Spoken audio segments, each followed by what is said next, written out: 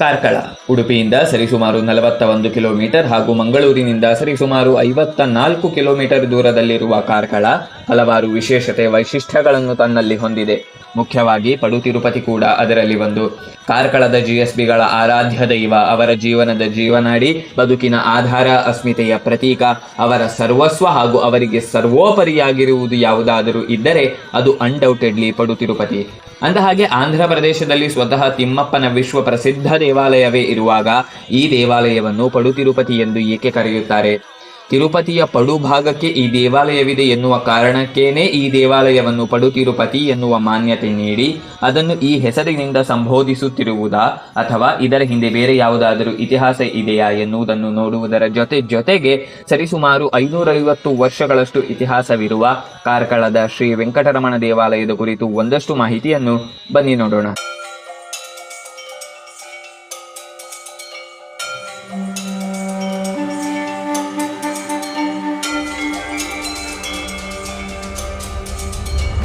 ಕಾರ್ಕಳದ ಪಡು ತಿರುಪತಿ ಖ್ಯಾತಿಯ ಶ್ರೀ ವೆಂಕಟರಮಣ ದೇವಾಲಯದ ಬಗ್ಗೆ ನೋಡುವಾಗ ನಾವು ಈ ಜಿಎಸ್ಬಿಗಳ ಬಗ್ಗೆ ತಿಳಿಯದೇ ಇದ್ದರೆ ಅದು ಪ್ರಾಯಶಃ ತಪ್ಪಾಗುತ್ತೆ ಎನ್ನುವುದು ಅನಿಸಿಕೆ. ಯಾಕೆಂದರೆ ಹೇಗೆ ನಮ್ಮ ಕೈಯಲ್ಲಿ ದೇಹದಿಂದ ಆತ್ಮವನ್ನು ಬೇರ್ಪಡಿಸಲಿಕ್ಕೆ ಸಾಧ್ಯವಿಲ್ಲವೋ ಹಾಗೆಯೇ ನಿಸ್ವಾರ್ಥವಾಗಿ ಆ ಪಡು ತಿರುಪತಿ, ಆ ಚಪ್ಪರ ಶ್ರೀನಿವಾಸನನ್ನು ಇಂದಿಗೂ ಆರಾಧಿಸಿಕೊಂಡು ಬರುತ್ತಿರುವ ಈ ಜಿಎಸ್ಬಿಗಳನ್ನು ಕಡೆಗಣಿಸುವುದು ಅಸಾಧ್ಯ ಹಾಗೂ ಅಕ್ಷಮ್ಯ.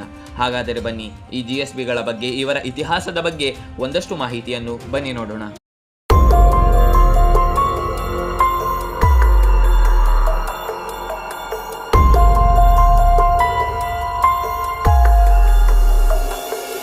ಜಿಎಸ್ಬಿ ಅರ್ಥಾತ್ ಗೌಡ ಸಾರಸ್ವತ ಬ್ರಾಹ್ಮಣ. ಇವರ ಬಗ್ಗೆ ತಿಳಿಯಲು ಆರಂಭಿಸಿದರೆ ಇದು ನಮ್ಮನ್ನು ನೇರವಾಗಿ ಕರೆದುಕೊಂಡು ಹೋಗುವುದು ತಾಯಿ ಸರಸ್ವತಿಯ ಮಡಿಲಿಗೆ. ಅಂದಹಾಗೆ ಆ ತಾಯಿ ಸರಸ್ವತಿ ಅಲ್ಲಿ ಪ್ರವಾಹಿಸುತ್ತಿದ್ದಷ್ಟು ಸಮಯ ನೆಮ್ಮದಿಯಿಂದ ಬದುಕುತ್ತಿದ್ದ ಈ ಸಮುದಾಯ ಆ ತಾಯಿ ಗುಪ್ತಗಾಮಿನಿಯಾದ ನಂತರ ತಮ್ಮ ಭವಿಷ್ಯಕ್ಕೆ ಉಜ್ವಲ, ಸುಖಿ ಹಾಗೂ ಸಮೃದ್ಧ ಜೀವನ ನೀಡಲು ಸುಖವಾಗಿ ಒಂದಷ್ಟು ಮಂದಿ ಭಾರ ಮನಸ್ಸಿನಿಂದ ಅಂದು ತಮ್ಮ ಜನ್ಮ ಭೂಮಿಯನ್ನು ತ್ಯಜಿಸಿ ಬದುಕಿನ ಮುಂದಿನ ಅಧ್ಯಾಯದ ಕಡೆಗೆ ಹೆಜ್ಜೆ ಹಾಕಿದರು. ಅಂದಹಾಗೆ ಇಲ್ಲಿ ನಿಮಗೆ ಗೊತ್ತಿರಲಿ ಅಂತ ಹೇಳ್ತಾ ಇದ್ದೇನೆ ಅಷ್ಟೇ. The golden age of Kashmir ಯಾವುದು ಗೊತ್ತಾ? ರಾಜ ಲಲಿತಾದಿತ್ಯನ ಆಳ್ವಿಕೆಯ ಕಾಲ. ಐ ಆಮ್ ಶೋರ್ 1-2-3% ಮಂದಿಗೆ ಮಾತ್ರ ಈ ಹೆಸರಿನ ಬಗ್ಗೆ ಗೊತ್ತಿರುತ್ತೆ, ತಿಳಿದಿರುತ್ತೆ, ಹೊರತು ಎಲ್ಲರಿಗೂ ಅಲ್ಲ. ಯಾಕೆ ಹೀಗೆ ಎಂದರೆ ಕಾರಣ ಸ್ಪಷ್ಟ. ಇಂದು ನಮಗೆ ಬೋಧಿಸಲ್ಪಟ್ಟ ಪಡುತ್ತಿರುವ ಇತಿಹಾಸ ಕೇವಲ ದಾಸ್ಯದ ಸೋಲಿನ ಇತಿಹಾಸವೇ ಹೊರತು ನಮ್ಮ ವಾಸ್ತವಿಕತೆ, ನಮ್ಮ ಶ್ರೇಷ್ಠತೆ, ನಮ್ಮ ಪ್ರಬುದ್ಧತೆ, ಪ್ರೌಢಿಮೆ, ದಕ್ಷತೆ, ಔದಾರ್ಯತೆಯನ್ನು ತಿಳಿಸಿ ಹೇಳುವ ಇತಿಹಾಸವಲ್ಲ. ಅಲ್ಲದೆ ನೀವೇ ಒಮ್ಮೆ ಗಮನಿಸಿ ನೋಡಿ, ಈ ಮಣ್ಣಿನಲ್ಲಿ, ಈ ನಾಡಿನಲ್ಲಿ ಜನಿಸಿದ ಸನಾತನ ಧರ್ಮವನ್ನು ಅನುಸರಿಸುತ್ತಿರುವ, ಪಾಲಿಸುತ್ತಿರುವ ರಾಜನೊಬ್ಬನ ಕಾಲ ಅಲ್ಲಿನ ಆ ಪ್ರದೇಶದ ಸುವರ್ಣ ಯುಗವಾಗಿತ್ತು ಎಂದರೆ ಯಾವ ಮಹಾಮಾನವರು ತಾನೇ ಈ ಸತ್ಯವನ್ನು ಅರಗಿಸಿಕೊಂಡಾರು ಹೇಳಿ? ಆದ್ದರಿಂದ ಒಂದು ವ್ಯವಸ್ಥಿತ ಕಾರ್ಯರೂಪದ ಅನ್ವಯ ಎಲ್ಲ ಮಹಾಮಾನವರು ಇಂತಹ ಅನೇಕ ಸತ್ಯವನ್ನು ಶಕ್ತಿ ಮೀರಿ ಎಷ್ಟು ಸಾಧ್ಯವೋ ಅಷ್ಟು ನಮ್ಮಿಂದ ಮುಚ್ಚಿಡುವ ಪ್ರಯತ್ನವನ್ನು ಮಾಡುತ್ತಿದ್ದಾರೆ. ಅಂದಹಾಗೆ ಇದು ಬೇರೆಯದೇ ವಿಚಾರ. ಇದರ ಬಗ್ಗೆ ಮುಂದಿನ ಸಂಚಿಕೆಯಲ್ಲಿ ನಿಮಗೆ ಹೇಳುತ್ತೇನೆ. ಈಗ ವಿಷಯಕ್ಕೆ ಬರೋಣ.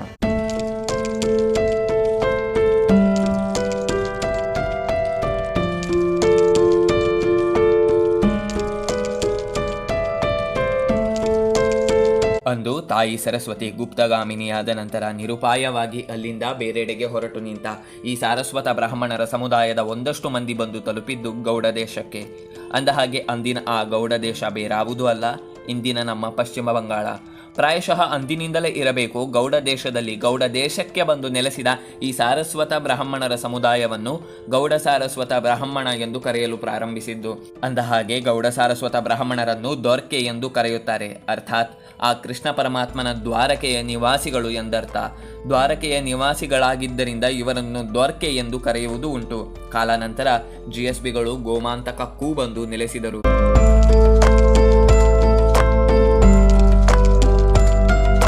ಗೋಮಾಂತಕ ಅರ್ಥಾತ್ ಇಂದಿನ ಗೋವಾ.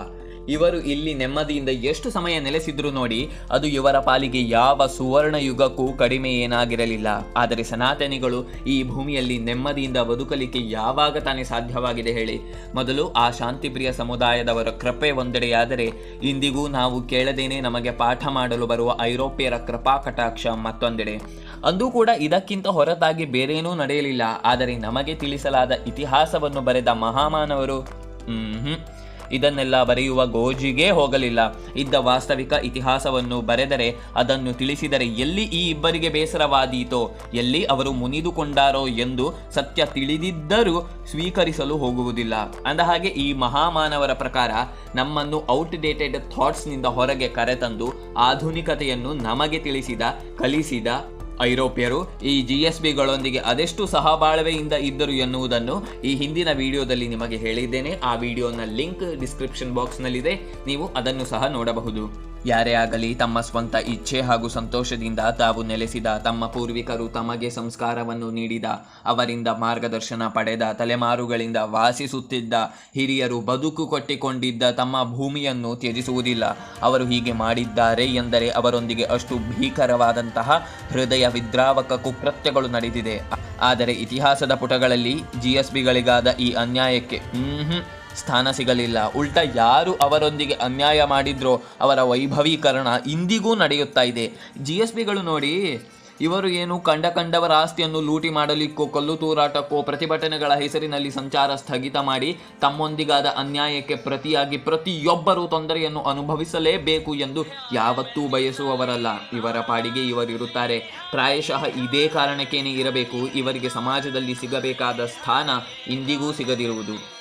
ಅಂದಹಾಗೆ ಅಂದು ನಂತರ ಏನಾಯಿತು? ಗೋವಾದಲ್ಲಿ ಪೋರ್ಚುಗೀಸರಿಂದ ಧಾರ್ಮಿಕ ಅಸಹಿಷ್ಣುತೆಗೆ ಗುರಿಯಾದ ಇವರು ಮುಂದೆ ಏನು ಮಾಡಿದರು? ಎಲ್ಲಿಗೆ ಹೋಗಿ ನೆಲೆಸಿದರು? ಇವರಿಗೆ ಆಶ್ರಯ ಎಲ್ಲೆಲ್ಲಿ ದೊರೆಯಿತು? ಗೋಮಾಂತಕದಿಂದ ತಮ್ಮೊಂದಿಗೆ ತಂದಿದ್ದ ತಮ್ಮ ಆರಾಧ್ಯರನ್ನು ಎಲ್ಲೆಲ್ಲಿ ಪ್ರತಿಷ್ಠಾಪಿಸಿದರು? ಕಾರ್ಕಳದಲ್ಲಿ ಬಂದು ನೆಲೆಸಿದ ಈ GSBಗಳಿಗೆ ಆಶ್ರಯವನ್ನಿತ್ತದ್ದು ಯಾರು? ದೇವಾಲಯದ ಪ್ರತಿಷ್ಠಾಪನೆ ಯಾವಾಗ ಸಂಪನ್ನಗೊಂಡಿತು? ಹಾಗೆಯೇ ಇವರ ಬಗ್ಗೆ ಹಾಗೂ ಕಾರ್ಕಳದ ಶ್ರೀ ವೆಂಕಟರಮಣ ದೇವಾಲಯದ ಬಗೆಗಿನ ಮಾಹಿತಿಯನ್ನು ಈ ಸಂಚಿಕೆಯ ಮುಂದಿನ ಭಾಗದಲ್ಲಿ ನೋಡಲಿದ್ದೇವೆ. ಸೊ ಅಲ್ಲಿಯ ತನಕ ಚಾನಲನ್ನು ಸಬ್ಸ್ಕ್ರೈಬ್ ಮಾಡಲು ಮರೆಯಬೇಡಿ. ಈ ಸಂಚಿಕೆಯ ಮುಂದಿನ ಭಾಗದೊಂದಿಗೆ ಯಥಾಶೀಘ್ರ ನಿಮ್ಮನ್ನು ಭೇಟಿಯಾಗುತ್ತೇನೆ. ಅಲ್ಲಿಯವರೆಗೆ ನಮಸ್ಕಾರ.